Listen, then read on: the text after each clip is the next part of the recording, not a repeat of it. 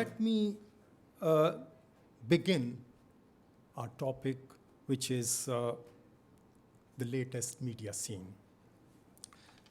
Nick Newman has been studying global media trends for many years for the Reuters Institute of Journalism. He has been presenting his report every year.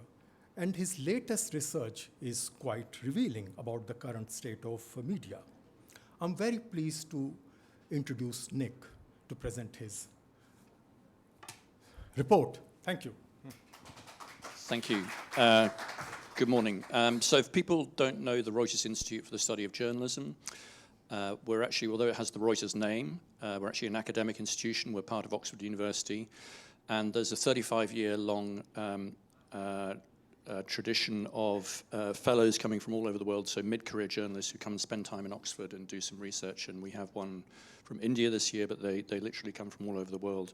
So that's where the reputation was forged. And what I do is a lot of research. Over the last sort of 5 to 10 years, we've really stepped up the amount of research we do into the future of journalism. And what we're trying to do is to make that global.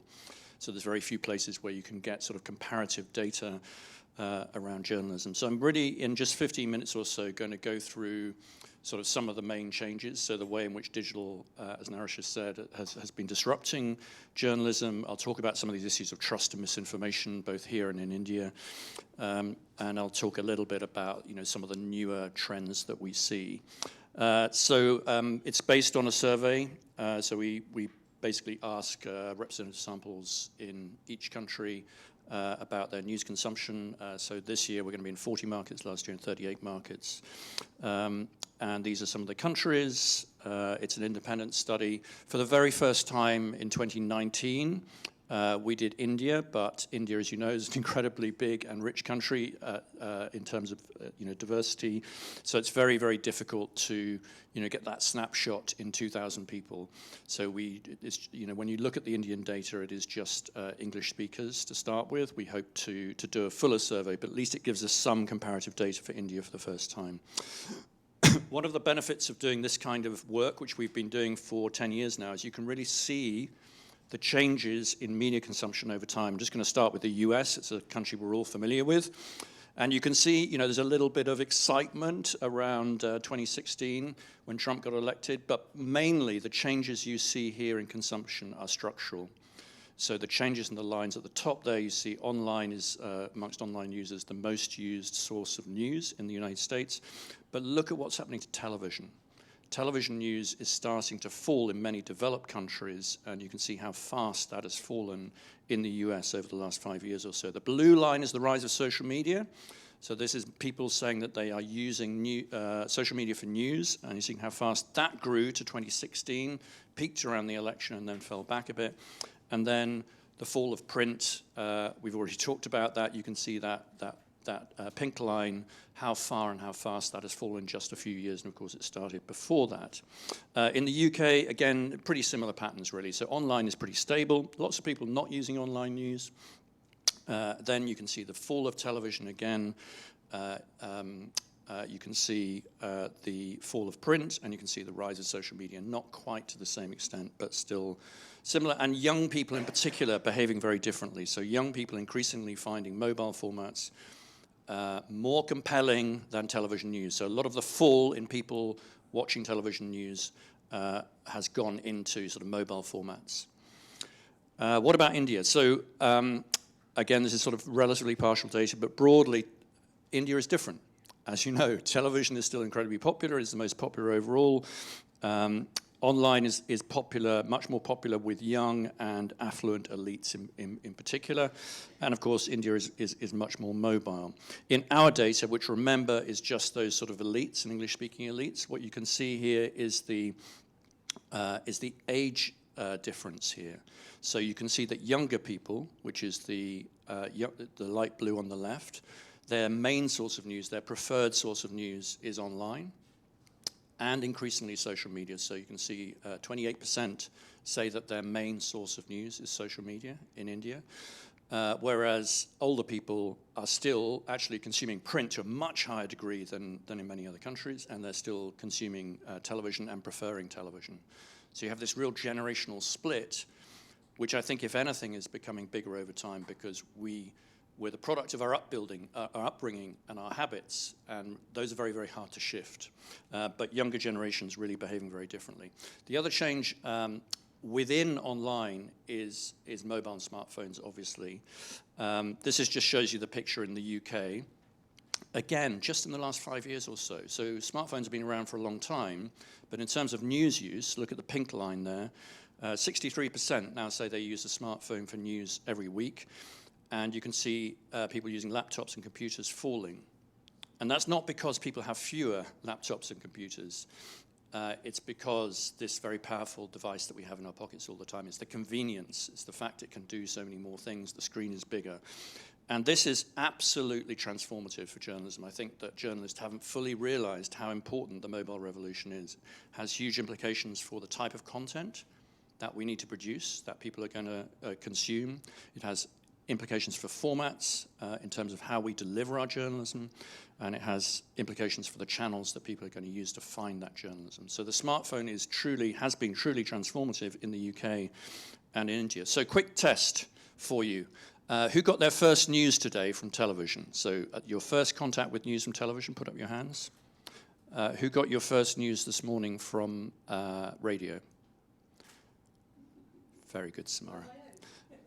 I would expect nothing less. And who got their first news from the smartphone? Okay, so most people on smartphone, you know you're not a representative sample, right? In the UK, the smartphone has overtaken television for the first time. So we asked this question about what your first contact with news was. In 2016, it was television number 1, radio number 2, smartphone number 3, now it's smartphone number 1. That's for everybody. Obviously, older people are using more television and radio. But for young people, under 35s, over half, it is the default. You start your day with a smartphone, you pick it up, you scroll through feeds. India is amongst the most mobile countries in the world. You all know about this. In our survey, 68% of our respondents identified a smartphone as their main device for online news. And 31% say that they only use mobile devices for accessing online news. Now, that's very different to the UK, where that number is more like 5%, so much smaller. So the mobile, I think, is going to be even more important and even more transformational in an Indian context. Social media. So we've sort of talked about this before. Again, this is from our survey, where we're comparing here India and a number of the other countries that we survey, like the US, Turkey, Brazil. And what you can see here is we're asking what is the proportion that have used each different social network for news in the last week.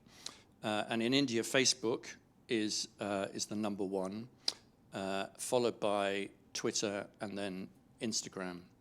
But look on the right-hand side, we've got the messenger applications.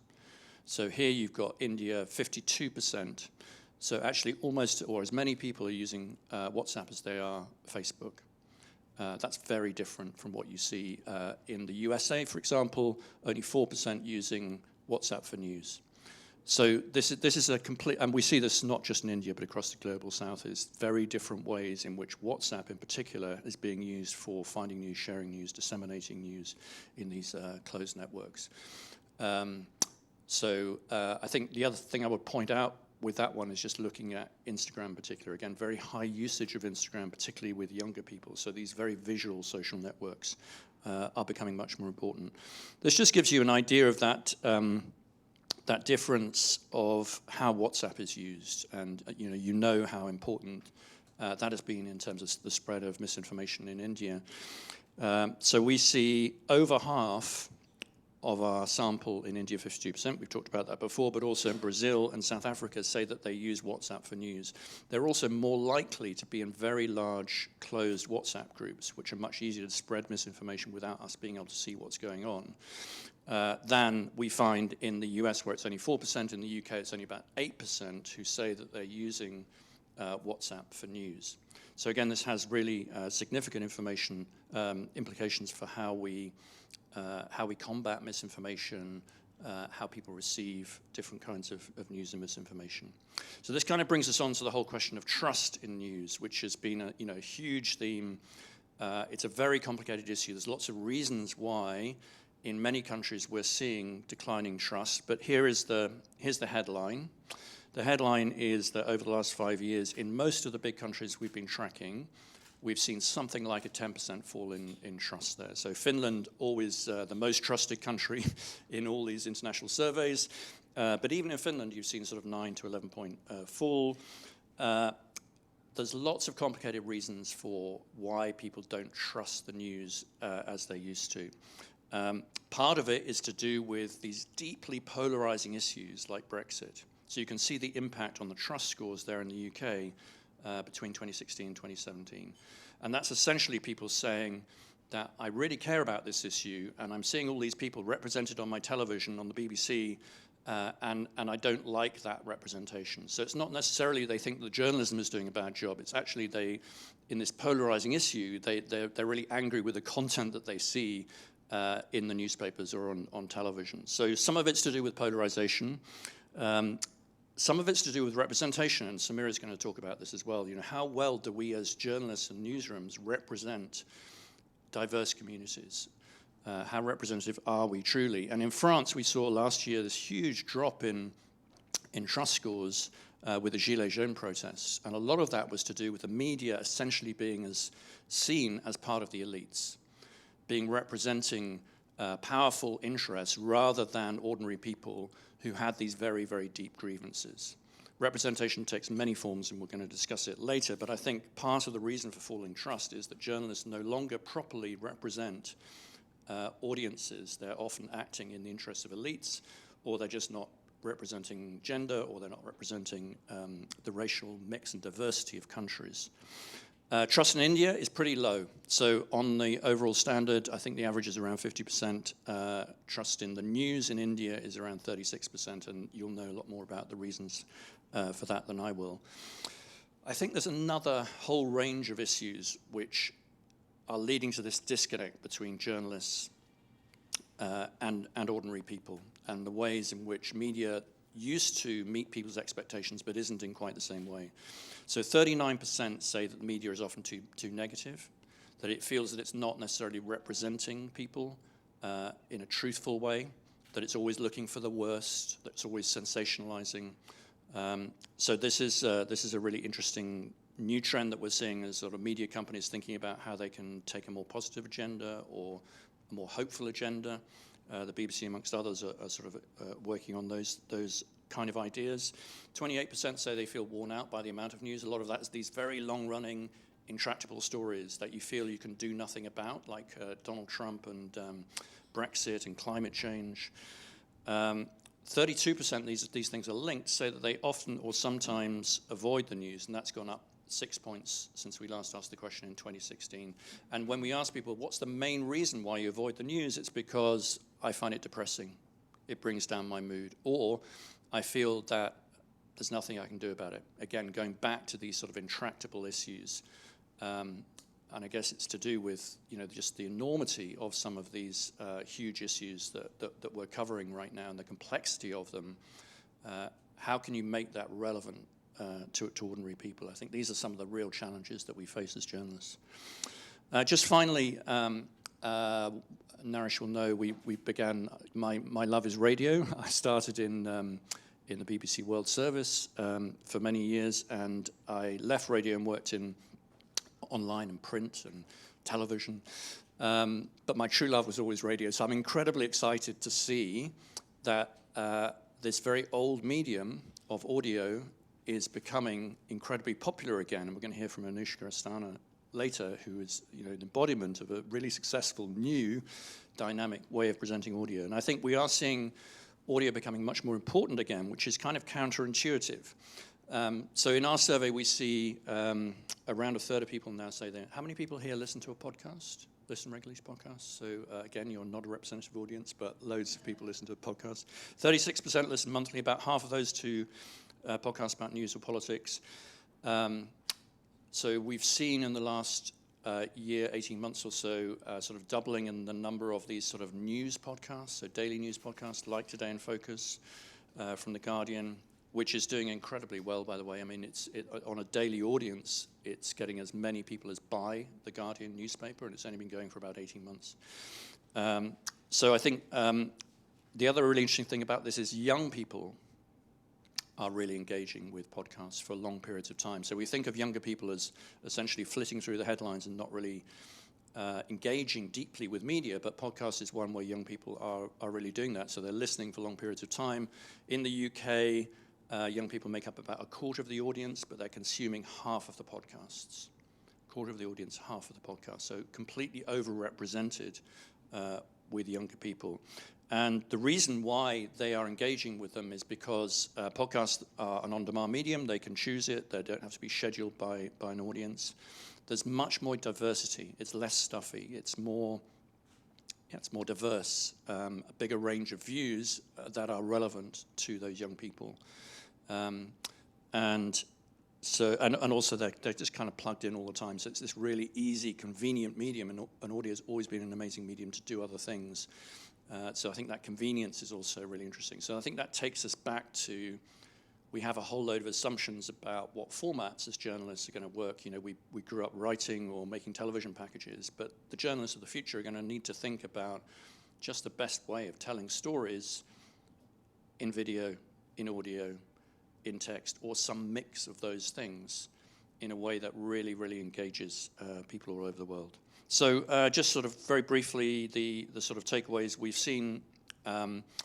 Actually, I was involved in the beginning of the BBC News website, and for the first 10 years, nothing much changed. So, you know, we went onto the internet, but you've had this sort of second revolution in the last 8 or 9 years, driven by social and mobile, which has really fragmented consumption patterns. It's disrupted business models as well, and younger people much harder to reach and engage, so leading to real sort of issues of how you engage young people in democratic decisions. Television and radio, I think, is going to be the story of the next 10 years, the disruption of television and radio. And I think that is leading, as we're seeing in the UK, to something of an existential crisis for broadcasters. You know, if your audiences go beneath if you're not reaching everybody, which is the aim of the BBC, how can you justify a license fee that everyone has to pay? What is a public service broadcaster for in a world where public service broadcasters generally are much less successful in digital than they were in television and radio? Media is really struggling with this issue of trust, and that's partly undermined by media companies themselves, their own actions, sensationalizing, negative coverage, not representing people properly, number one. It's also being undermined, and this is much more worrying, by politicians, and you'll know about this in India, calling the media fake news, and that in the long term can't be good for democracy. Thirdly, platform growth has stalled, but it has not stopped. So, you know, we saw that huge rise in terms of Facebook and WhatsApp, and everyone got incredibly worried about it. But platforms, I think, going forward are going to be much more important in terms of how people access all kinds of news, not just digital, but also television. And at the same time, we've got this sort of move from open social networks, where at least we could see what was going on, to closed private messaging applications, where it's much harder to see misinformation that's being spread or monitor it.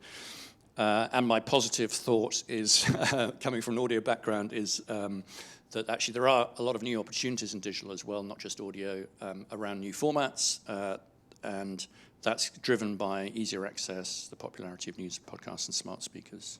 So thank you very much, and very happy to take some questions after Samira has spoken, I think, right?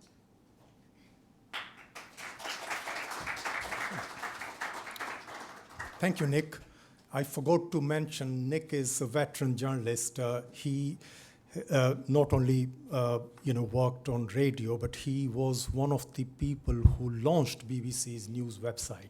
So he knows about digital media than anyone else, I would say. Thank you, Nick.